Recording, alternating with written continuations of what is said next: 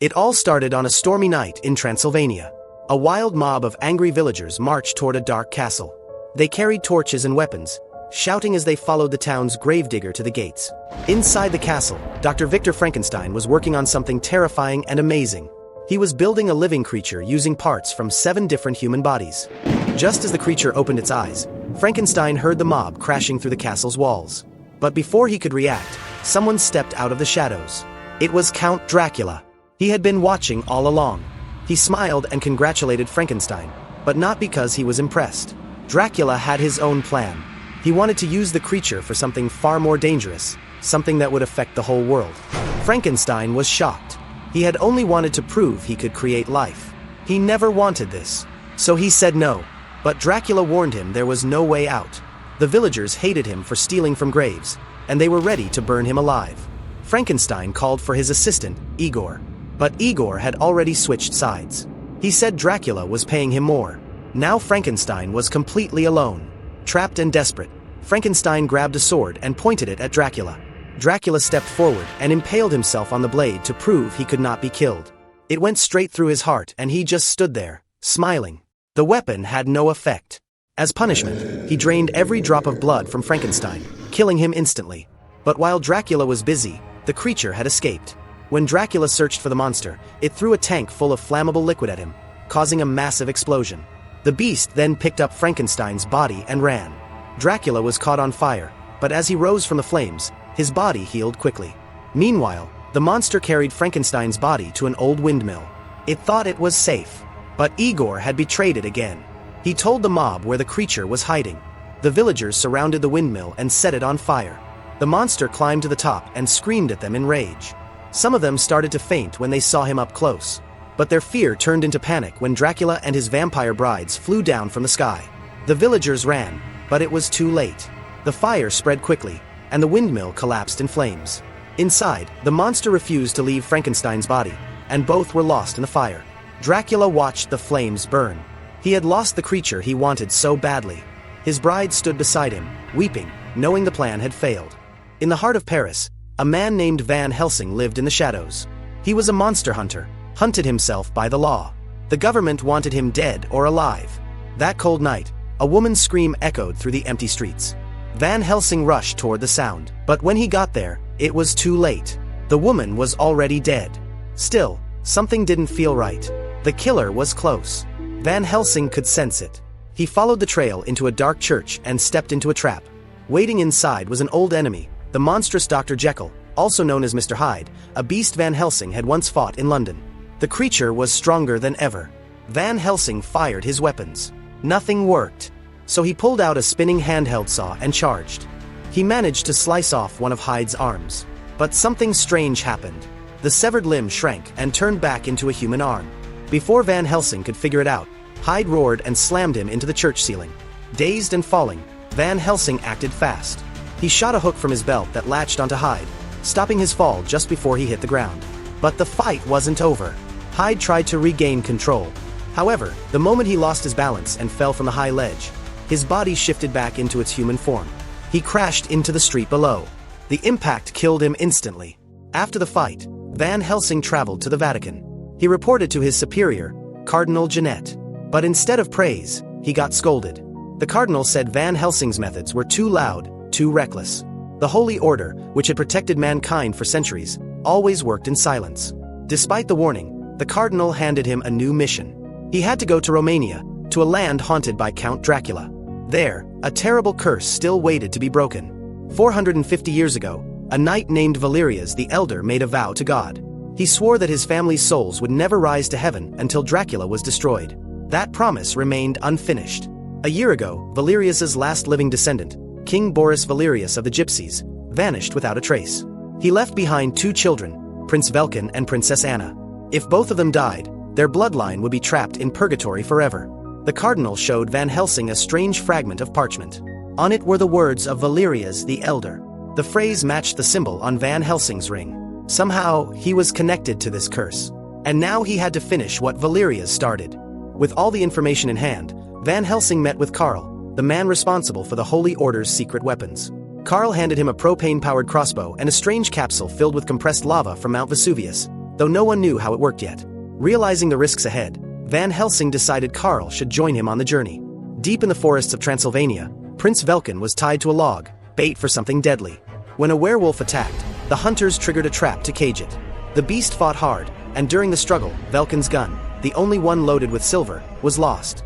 The creature broke free, charged toward Princess Anna, and just as it was about to strike, Velkin reached his weapon and fired. The shot landed, but the blast knocked him into the river below, and he vanished into the rushing water.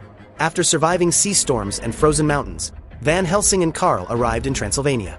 But instead of a welcome, they were surrounded by Anna's soldiers. Suspicious of outsiders, Anna ordered their execution when they refused to disarm. Before anything could happen, Dracula's bride swooped down from the sky, turning the village into chaos. Aelera, one of the vampires, captured Anna. Van Helsing grabbed onto her, pulling her down and forcing her to release the princess. Another vampire, Marischka, attacked Van Helsing, and Anna fled, now hunted by Marischka and Verona. With Van Helsing's help, they were driven back when a brief break in the clouds let sunlight pierce through the stormy sky, burning the vampires and forcing their retreat. But the calm didn't last. As soon as the sun vanished again, Aelera burst out of a nearby well and grabbed Anna. The princess fought back, wounding Aelera, but it wasn't enough to escape. The other two vampires returned to finish the job.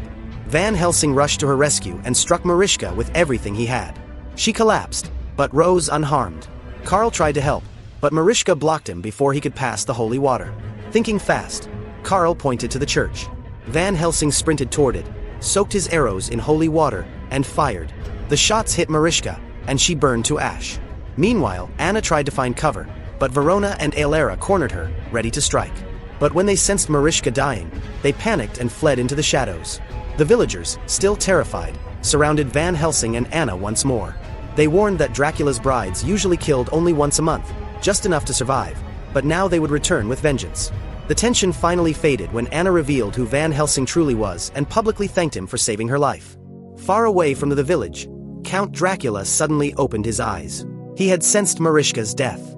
His brides cried out and begged him to mourn her death, but he shut them down with the cold truth that he had no heart and no feelings. They backed away in fear, knowing even they were not safe from him. Behind them, a werewolf growled in chains while Igor whipped the beast into submission. Dracula then ordered his tiny creatures, the Dwergi, to go to Frankenstein's castle. Back in the village, Van Helsing was making plans, but Anna was determined to kill Dracula herself. She didn't want anyone's help.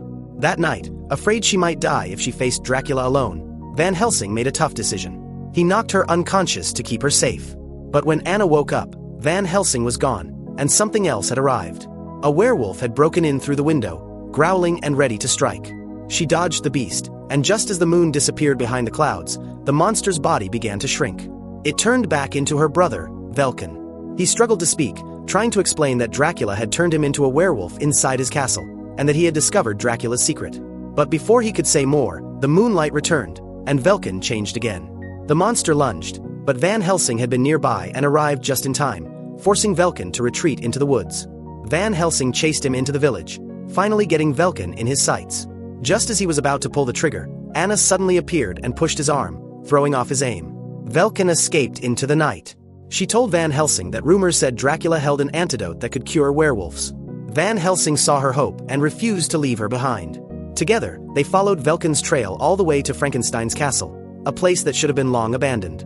Inside the castle, they discovered Velkin speaking to Dracula. Velkin had been ordered to spy on Van Helsing, not visit Anna. Dracula grew angry. He revealed that years ago, he had used Velkin's father in a failed experiment to bring life to the dead. Now, he planned to use Velkin's werewolf strength to try again. While exploring, Anna warned Van Helsing about the Dwergi, telling him to attack them on sight. Just then, they overheard Dracula's plan. The experiment was already happening. Velkin was being lifted by a machine, held under the storm, lightning ready to strike. Anna wanted to stop it, but Van Helsing warned her that her brother might already be lost. They had to focus on stopping Dracula before he succeeded. As they moved deeper into the castle, they found a massive chamber filled with thousands of leathery eggs. These were Dracula's unborn children. Dracula had created life, but the babies were born dead. Now, he planned to use lightning to bring them alive. Above them, the storm exploded with power. Lightning hit Velkin, traveled through his body, and surged into the eggs. Slowly, the monstrous offspring began to hatch. Dracula watched with pride and told his brides to teach the newborns how to feed. Van Helsing knew he had to act. He charged into the halls, taking out every creature he could, forcing Dracula to notice him. When the Count finally arrived, something strange happened. Dracula paused, sensing that Van Helsing's heart wasn't racing. It felt strange to Dracula that he was not afraid. Van Helsing disappeared into the shadows, then struck without warning. He drove a silver dagger into Dracula's chest. For a moment, it looked like it killed him, but Dracula pulled it out and stood tall, completely unharmed. The weapon had done nothing. That was when Dracula whispered something that surprised Van Helsing. He said he had known him and his original name was Gabriel. Nicknamed the Great Van Helsing, trained by monks and mullahs from Tibet to Istanbul. Dracula reminded him of their past battles together, but Van Helsing's memory had been wiped by the Holy Order, so he did not understand what Dracula was saying. As the vampire stepped closer, Van Helsing pulled out a cross and held it up. Dracula hissed and stepped back, but only for a second. The cross barely hurt him at all. While Dracula was distracted, Anna slipped away and made her way toward the giant machine that was being used for the experiment. The strange little creatures, the Dwergi, quickly sensed someone sneaking around, but Anna managed to outrun them and squeeze through the narrow paths until she reached her brother Velkin. She tried to free him, but he stopped her. He knew that if he got loose, the transformation would take over and he would turn back into a werewolf. Far away, the vampire creatures had already reached Transylvania and were attacking the townspeople. Screams filled the night as chaos spread. In the middle of the attack, Carl risked his life to save a woman. Soon after, he noticed something strange. The vampire babies that had been born suddenly began to explode one after another. Their mothers, Dracula's brides, shrieked in pain and horror as their children vanished before their eyes. Back in the castle, Van Helsing used the chaos to escape from Dracula and quickly made his way back to Anna. The two of them ran through the forest, chased by Velkin, who was in full werewolf form. He was getting closer and closer, but luck was on their side. Velkin slipped and fell into a raging river, disappearing beneath the current. For now, Van Helsing and Anna were safe. They found shelter in the ruins of an old mill and waited out the rain. As they rested, a quiet closeness began to grow between them, though it didn't last long. The floor beneath them gave way, and they tumbled into an underground cave. Meanwhile, Carl spent the night with the woman at Anna's house, and he found an ancient manuscript. It talked about a battle between a vampire and a werewolf, and how only a werewolf could defeat the most powerful vampire. Back in the underground cave, Van Helsing and Anna dug their way out of the rubble. But as they stepped forward, Van Helsing felt something strange in the air. They were not alone. Suddenly, a massive figure charged from the shadows.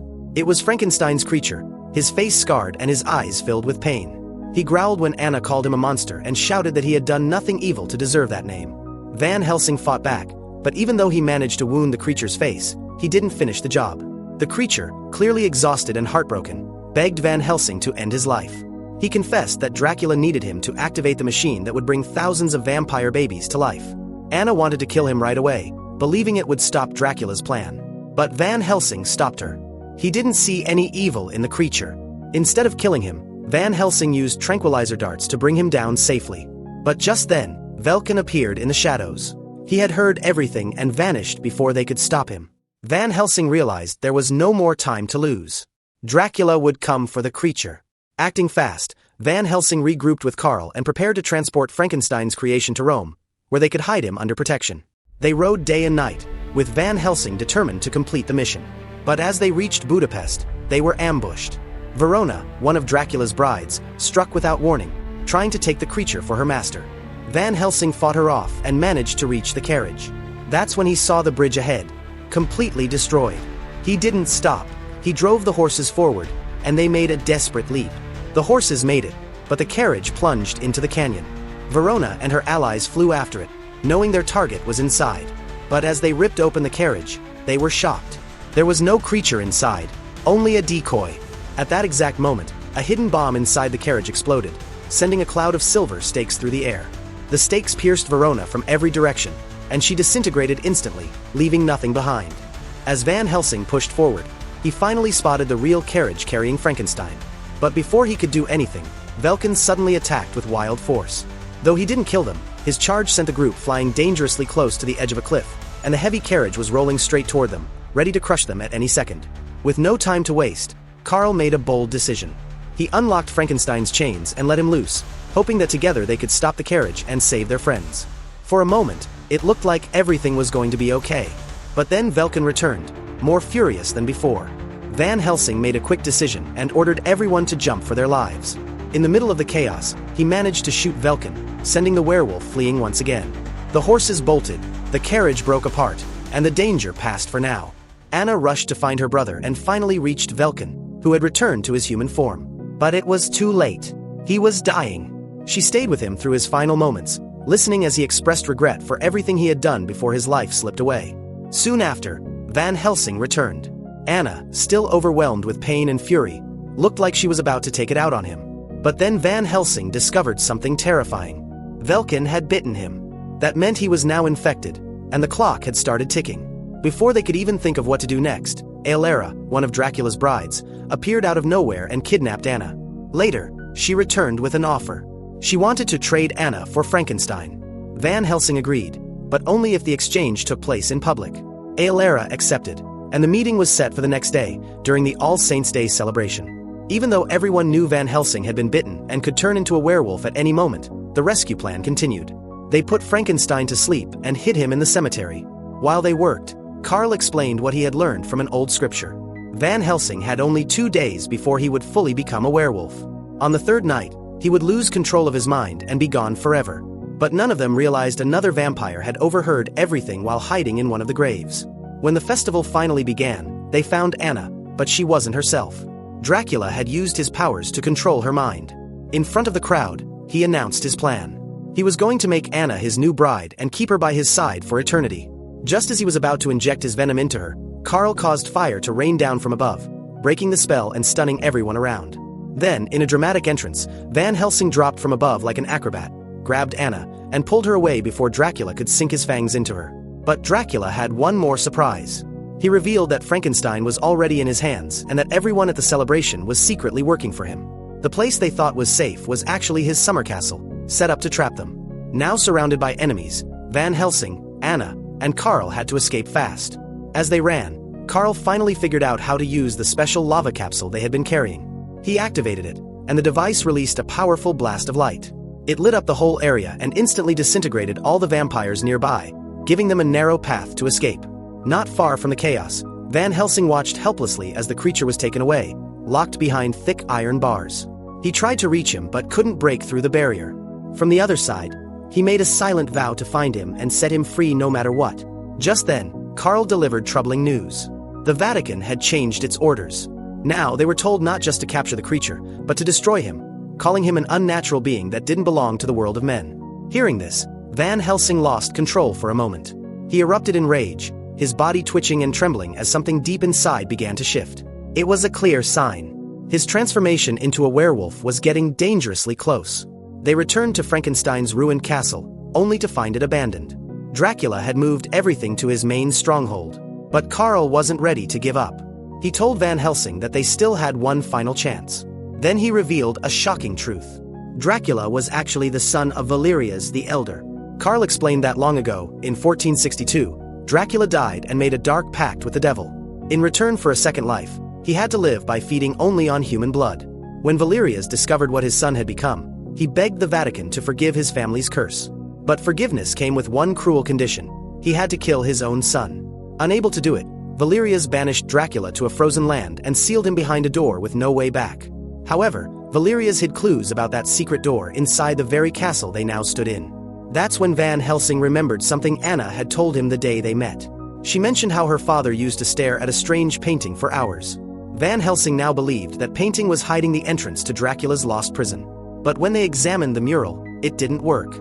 Something was missing. A key piece had been removed, a section with an important symbol. By chance, Van Helsing realized he had that missing piece all along. It had been given to him earlier by the cardinal, and he never knew what it was for until now. Once the mural was whole again, something amazing happened. The painting shimmered, transformed into a mirror, and opened like a portal. Without wasting a moment, they stepped through it and arrived at Dracula's hidden castle. But another obstacle blocked their path: a massive, ancient door. As the beast inside Van Helsing grew stronger, he used his rising power to shove it open, dragging Karl with him. Inside, they stood in horror as they saw thousands upon thousands of eggs covering the walls, all waiting to hatch. If they came to life, the world would fall. Suddenly, Igor appeared, but Van Helsing didn't hesitate. He hurled him across the room like a rag doll. They found the creature again, trapped behind heavy bars once more. While trying to break him free, he revealed something that changed everything. Dracula had the antidote to cure the werewolf curse. That meant Van Helsing still had hope of returning to normal. Confused, Van Helsing asked why Dracula would even keep such a thing, since werewolves had always been his loyal servants. Carl, thinking back to the mural, guessed the answer. The only being powerful enough to kill Dracula was a werewolf who chose to fight him willingly. Dracula kept the antidote close in case that ever happened, so he could survive. After forcing Igor to reveal where the antidote was hidden, Van Helsing struck a desperate deal with Carl. If they failed to cure him before midnight, they would have no choice but to kill him. Far away in his towering castle, Dracula ordered the machine to be activated, raising the creature high above the ground. Sparks flew as the tower crackled with energy. At the same time, Igor led Carl and Anna to the secret room where the antidote was stored. But as soon as they turned their backs, he tricked them and locked the door behind them. Suddenly, Aelara appeared, hiding in the same room, her eyes glowing with hunger. Acting fast, Anna grabbed the vial and smashed it against the wall, but instead of releasing the cure, it exploded in acid. The burning fluid sprayed across the floor, melting part of the wall and creating a way out. At the same time, Aelara got injured from the splash. Carl grabbed the real antidote and sprinted away while Anna refused to run. She turned to face the vampire alone. Inside the room, Anna raised a torch to fight, but Aelara used her powers to snuff out every flame, covering them in total darkness. Meanwhile, Carl was crossing a narrow bridge outside. Thunder exploded in the sky and lightning lit up the path, making every step feel like a trap. Out of nowhere, Igor returned and attacked Carl using a cane powered by electricity. Elsewhere in the tower, Van Helsing arrived and began climbing up to reach the creature. With the werewolf strength growing inside him, he tore through the metal restraints and tried to free the creature. But just then, a massive bolt of lightning struck, slamming straight into the creature's body. Instead of dying, his body absorbed the energy, which shot out in waves, activating the eggs all around the tower. But they weren't alive yet. One more jolt would bring them to life. Knowing Van Helsing was close to stopping everything, Dracula transformed into his true form and launched a vicious attack. He tackled Van Helsing and hurled him from the top of the tower. The fall was brutal. Van Helsing smashed into the stone ground and barely moved. Above him, another blast of lightning struck. This time, it was enough. All the eggs burst open as thousands of creatures began to hatch. Since the creature's restraints hadn't fully been locked back into place, the shock blasted him into the air. He grabbed onto a swinging cable to save himself, but one end snapped loose. As he swung through the air, he collided with Igor just in time to stop him from stabbing Carl. The force knocked Igor back, but the creature was now left dangling over the edge of the cliff, barely holding on. Hanging by one hand, he looked up and asked Carl for help. Carl froze, torn between duty and mercy. Letting him fall would be easier, maybe even right. But when he heard the creature say that he wanted to live, something changed inside him. Carl reached down and pulled him to safety. Back in the dark tower, Anna struggled to see anything around her. Aelara used the shadows to sneak close and suddenly attacked her from behind, landing a powerful strike that sent Anna crashing to the floor. Wounded and helpless, Anna was now completely at Aelira's mercy as the vampire slowly leaned in, ready to feed. Just when it seemed like there was no escape, Carl used a clever trick. He aimed carefully and used momentum to launch the creature through a window. The creature flew into the room with a massive kick that slammed Aelara right in the chest, throwing her back and saving Anna just in time. Elsewhere, Van Helsing finally stood back up, bloodied but determined. Before he could catch his breath, Dracula appeared and told him proudly that all his children had been born and were starving. Van Helsing understood that he had run out of time. The only way to stop the children was to kill Dracula himself. As the clock ticked closer to midnight, Van Helsing began to transform into a werewolf. It was painful, terrifying, and he fought to stay in control. Dracula watched him change and tried to offer him a deal, suggesting they work together as monsters. But Van Helsing had already made his choice. Realizing this, Dracula gave up and turned into his true demon form. The final battle began. Dracula, using his wings and his centuries of combat skill, took control early on. He slashed and struck with deadly precision. When he flew into the air to attack from above, Van Helsing reacted quickly. With a burst of werewolf strength, he leapt up, grabbed Dracula mid-flight, and slammed him down hard into the stone floor. In the other tower, the creature saw what was happening and realized he could still help. Instead of running, he chose to stay and fight, giving Anna more time to reach Van Helsing with the antidote. But getting it to him wouldn't be easy. A sudden bolt of lightning struck the bridge, leaving behind only a single narrow cable. Thinking fast, Anna told Carl to toss her the antidote while she swung across the wire. As she soared through the air, Aelara reappeared and caught her mid-swing. Confident she had won, Aelara paused to gloat. That hesitation cost her everything. Anna grabbed Carl's dagger and plunged it deep into Aelira's chest, ending the vampire's life once and for all. Meanwhile, the battle raged on between Dracula and Van Helsing.